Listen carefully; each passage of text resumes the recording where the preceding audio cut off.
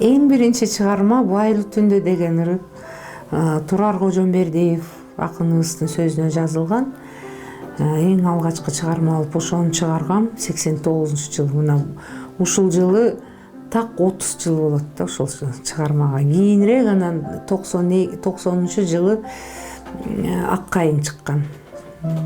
Эми андан бери азыркы тапка чейин бир 300гө жакын өзүм ырдаган арасында, окуучуларым ырдаган, кесиптештерим, аттыбаш тырчылар ырдаган чыгармалар ошо 300гө жакындап чукулдап калды.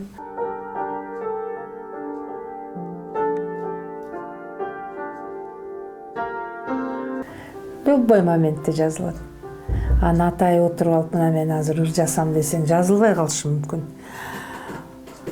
Же кайгылуу болсоң, же шаңда отурсаң, эч көңүлгө карабайт, оюңа келген бир обон кайрыктар болсо, акырын ачып, бир кайрыгын жазып, жаап коем. Дагы бир башка күнү дагы бир кайрыгы чыгат. Же бир отурганда 1-2 мүнөттө бир ыр чыгып калышы мүмкүн. Неге эле мунун ирети же бир тартиби, музыка жазуунун тартиби бар. А кайсы күнү келип жазылып калат, анын эч бир белгисиз да.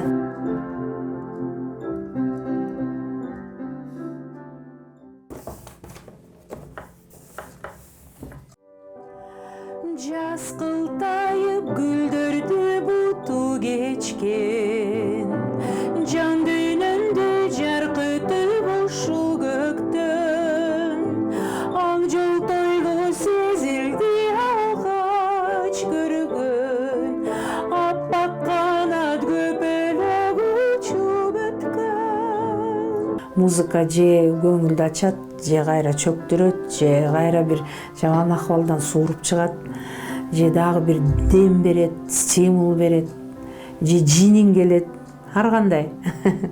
Бардык нерсе музыка мен үчүн бул жашоо болуп атпайбы?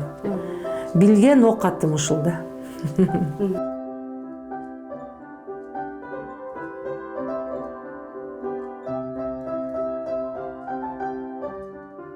Бир карасам жанымда олтурасың, тосубуз деп өмүрдүн канча жазын, ал бир буйрук сапарга чыктык бирге, алыстарга чакырган жол сынасын. Негизи иши айтарым, эч качан бир жерде турбайт. Бүгүн чыкпаса да эртең чыгат.